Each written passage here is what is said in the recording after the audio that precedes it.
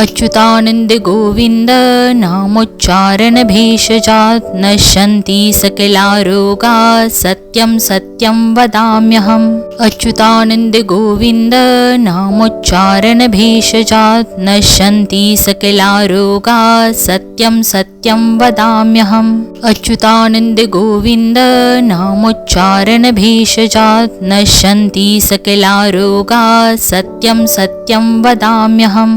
अच्युतानंद गोविंद नामोच्चारण भेषजात् नश्यन्ति सकला रोगा सत्यं सत्यं वदाम्यहम्। अच्युतानंद गोविंद नामोच्चारण भेषजात् नश्यन्ति सकला रोगा सत्यं सत्यं वदाम्यहम्। अच्युतानंद गोविंद नामोच्चारण भेषजात् नश्यन्ति सकला रोगा सत्यं सत्यं वदाम्यहम्। अच्युतानंद गोविंद नामोच्चारण भेषजात् नश्यन्ति सकला रोगा सत्यं सत्यं वदाम्यहम्। अच्युतानंद गोविंद नामोच्चारण भेषजात् नश्यन्ति सकला रोगा सत्यं सत्यं वदाम्यहम्। अच्युतानंद गोविंद नामोच्चारण भेषजात् नश्यन्ति सकला रोगा सत्यं सत्यं वदाम्यहम्। अच्युतानंद गोविंद नामोच्चारण भेषजात् नश्यन्ति सकला रोगा सत्यं सत्यं वदाम्यहम्। अच्युतानंद गोविंद नामोच्चारण भेषजात् नश्यन्ति सकला रोगा सत्यं सत्यं वदाम्यहम्। अच्युतानंद गोविंद नामोच्चारण भेषजात् नश्यन्ति सकला रोगा सत्यं सत्यं वदाम्यहम्। अच्युतानंद गोविंद नामोच्चारण भेषजात् नश्यन्ति सकला रोगा सत्यं सत्यं वदाम्यहम्। अच्युतानंद गोविंद नामोच्चारण भेषजात् नश्यन्ति सकला रोगा सत्यं सत्यं वदाम्यहम्। अच्युतानंद गोविंद नामोच्चारण भेषजात् नश्यन्ति सकला रोगा सत्यं सत्यं वदाम्यहम्। अच्युतानंद गोविंद नामोच्चारण भेषजात् नश्यन्ति सकला रोगा सत्यं सत्यं वदाम्यहम्। अच्युतानंद गोविंद नामोच्चारण भेषजात् नश्यन्ति सकला रोगा सत्यं सत्यं वदाम्यहम्। अच्युतानंद गोविंद नामोच्चारण भेषजात् नश्यन्ति सकला रोगा सत्यं सत्यं वदाम्यहम्। अच्युतानंद गोविंद नामोच्चारण भेषजात् नश्यन्ति सकला रोगा सत्यं सत्यं वदाम्यहम्। अच्युतानंद गोविंद नामोच्चारण भेषजात् नश्यन्ति सकला रोगा सत्यं सत्यं वदाम्यहम्। अच्युतानंद गोविंद नामोच्चारण भेषजात् नश्यन्ति सकला रोगा सत्यं सत्यं वदाम्यहम्।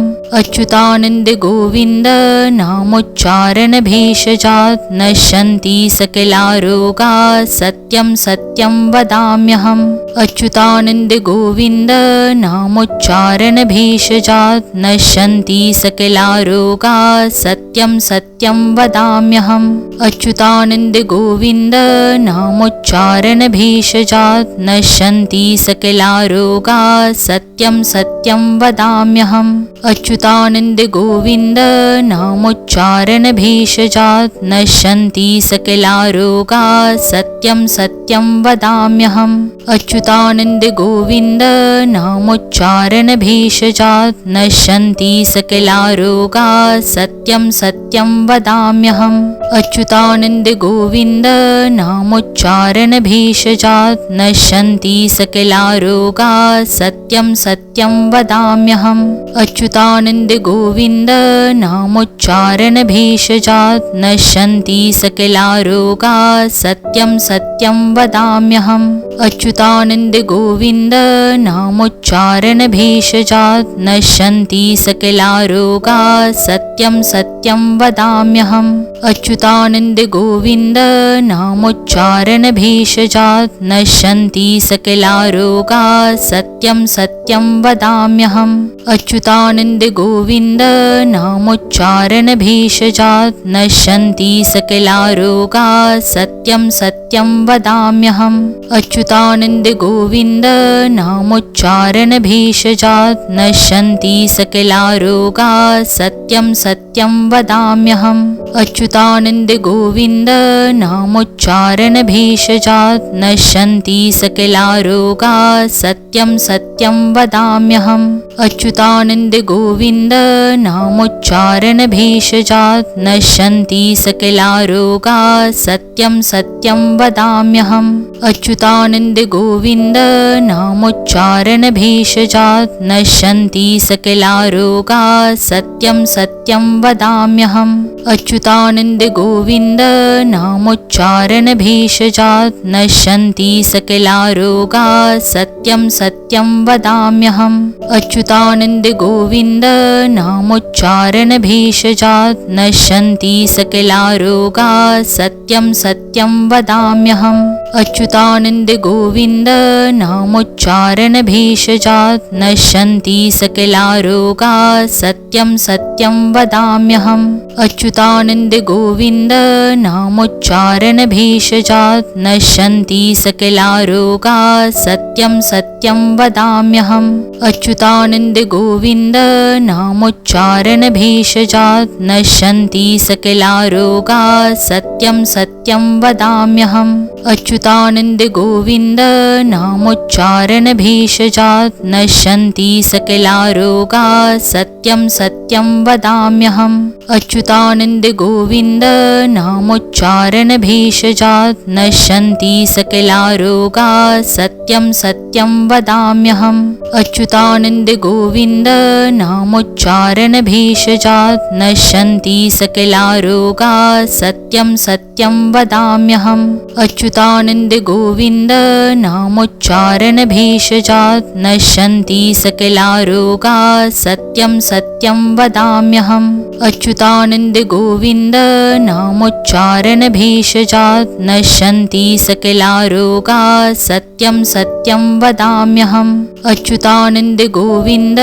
नामोच्चारणभेषजात् नश्यन्ति सकलारोगाः सत्यं सत्यं वदाम्यहम् अच्युतानन्द गोविन्द नामोच्चारणभेषजात् नश्यन्ति सकलारोगाः सत्यं सत्यं वदाम्यहम् अच्युतानन्द गोविन्द नामोच्चारणभेषजात् नश्यन्ति सकलारोगाः सत्यं सत्यं वदाम्यहम् अच्युतानन्द गोविन्द नामोच्चारणभेषजात् नश्यन्ति सकलारोगाः सत्यं सत्यं वदाम्यहम् अच्युतानन्द गोविन्द नामोच्चारणभेषजात् नश्यन्ति सकलारोगाः सत्यं सत्यं वदाम्यहम् अच्युतानन्द गोविन्द नामोच्चारणभेषजात् नश्यन्ति सकलारोगाः सत्यं सत्यं वदाम्यहम् अच्युतानन्द गोविन्द नामोच्चारणभेषजात् नश्यन्ति सकलारोगाः सत्यं सत्यं वदाम्यहम् अच्युतानन्द गोविन्द नामोच्चारणभेषजात् नश्यन्ति सकलारोगाः सत्यं सत्यं वदाम्यहम् अच्युतानन्द गोविन्द नामोच्चारणभेषजात् नश्यन्ति सकलारोगाः सत्यं सत्यं वदाम्यहम् अच्युतानन्द गोविन्द नामोच्चारणभेषजात् नश्यन्ति सकलारोगाः सत्यं सत्यं वदाम्यहम् अच्युतानन्द गोविन्द नामोच्चारणभेषजात् नश्यन्ति सकलारोगाः सत्यं सत्यं वदाम्यहम् अच्युतानन्द गोविन्द नामोच्चारणभेषजात् नश्यन्ति सकलारोगाः सत्यं सत्यं वदाम्यहम् अच्युतानन्द गोविन्द नामोच्चारणभेषजात् नश्यन्ति सकलारोगाः सत्यं सत्यं वदाम्यहम् अच्युतानन्द गोविन्द नामोच्चारणभेषजात् नश्यन्ति सकलारोगाः सत्यं सत्यं सत्यं वदाम्यहम्।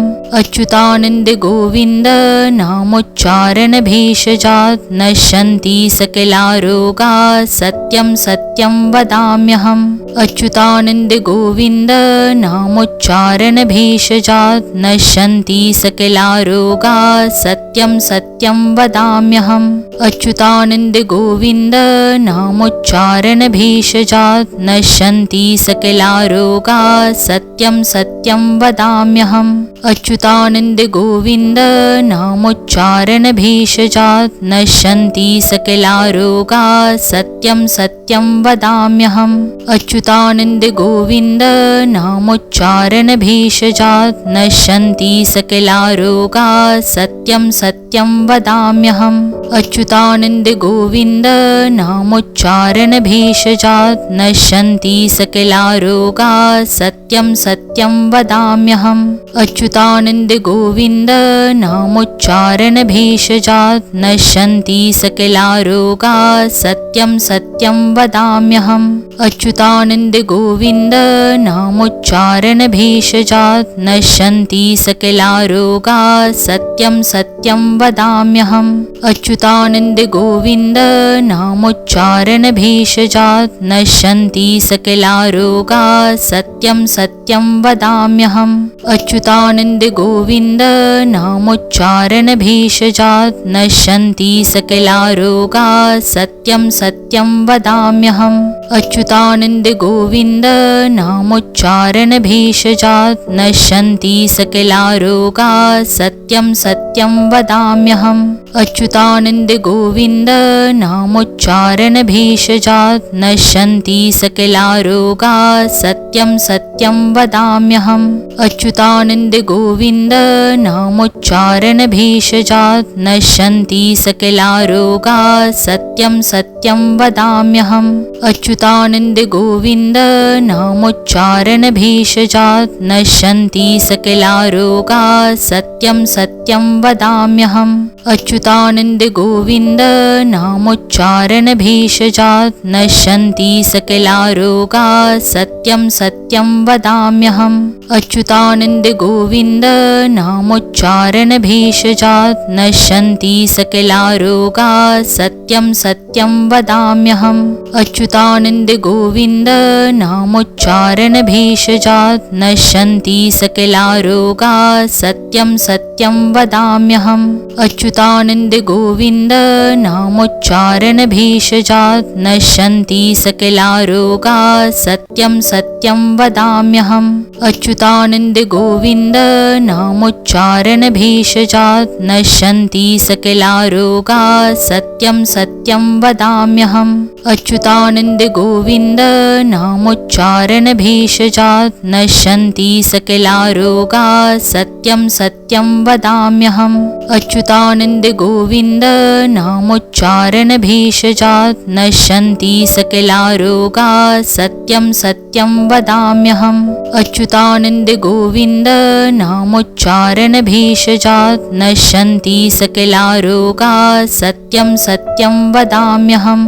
अच्युतानन्द गोविन्द नामोच्चारणभेषजात् नश्यन्ति सकलारोगाः सत्यं सत्यं वदाम्यहम्। अच्युतानन्द गोविन्द नामोच्चारणभेषजात् नश्यन्ति सकलारोगाः सत्यं सत्यं वदाम्यहम्। अच्युतानन्द गोविन्द नामोच्चारणभेषजात् नश्यन्ति सकलारोगाः सत्यं सत्यं वदाम्यहम्। अच्युतानन्द गोविन्द नामोच्चारणभेषजात् नश्यन्ति सकलारोगाः सत्यं सत्यं वदाम्यहम्।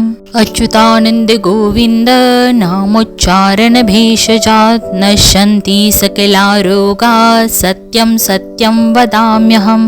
अच्युतानन्द गोविन्द नामोच्चारणभेषजात् नश्यन्ति सकलारोगाः सत्यं सत्यं वदाम्यहम्।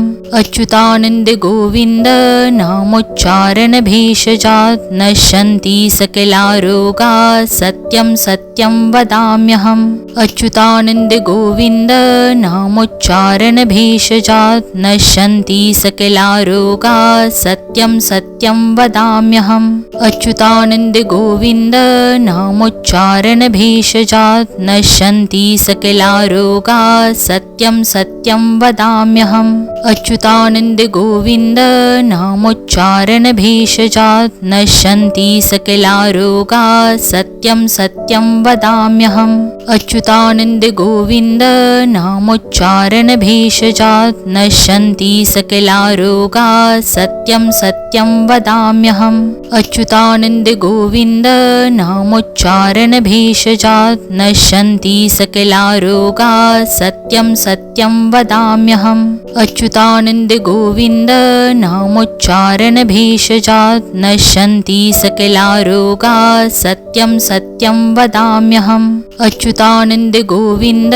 नामोच्चारणभेषजात् नश्यन्ति सकला रोगाः सत्यं सत्यं वदाम्यहम् अच्युतानन्द गोविन्द नामोच्चारणभेषजात् नश्यन्ति सकला रोगाः सत्यं सत्यं वदाम्यहम् अच्युतानन्द गोविन्द नामोच्चारणभेषजात् नश्यन्ति सकला रोगाः सत्यं सत्यं वदाम्यहम् अच्युतानन्द गोविन्द नामोच्चारणभेषजात् नश्यन्ति सकला रोगाः सत्यं सत्यं वदाम्यहम् अच्युतानन्द गोविन्द नामोच्चारणभेषजात् नश्यन्ति सकला रोगाः सत्यं सत्यं वदाम्यहम् अच्युतानन्द गोविन्द नामोच्चारणभेषजात् नश्यन्ति सकला रोगाः सत्यं सत्यं वदाम्यहम् अच्युतानन्द गोविन्द नामोच्चारणभेषजात् नश्यन्ति सकला रोगाः सत्यं सत्यं वदाम्यहम् अच्युतानन्द गोविन्द नामोच्चारणभेषजात् नश्यन्ति सकला रोगाः सत्यं सत्यं वदाम्यहम् अच्युतानन्द गोविन्द नामोच्चारणभेषजात् नश्यन्ति सकला रोगाः सत्यं सत्यं वदाम्यहम् अच्युतानन्द गोविन्द नामोच्चारणभेषजात् नश्यन्ति सकला रोगाः सत्यं सत्यं वदाम्यहम् अच्युतानन्द गोविन्द नामोच्चारणभेषजात् नश्यन्ति सकला रोगाः सत्यं सत्यं वदाम्यहम् अच्युतानन्द गोविन्द नामोच्चारणभेषजात् नश्यन्ति सकला रोगाः सत्यं सत्यं वदाम्यहम् अच्युतानन्द गोविन्द नामोच्चारणभेषजात् नश्यन्ति सकला रोगाः सत्यं सत्यं वदाम्यहम् अच्युतानन्द गोविन्द नामोच्चारणभेषजात् नश्यन्ति सकला रोगाः सत्यं सत्यं वदाम्यहम्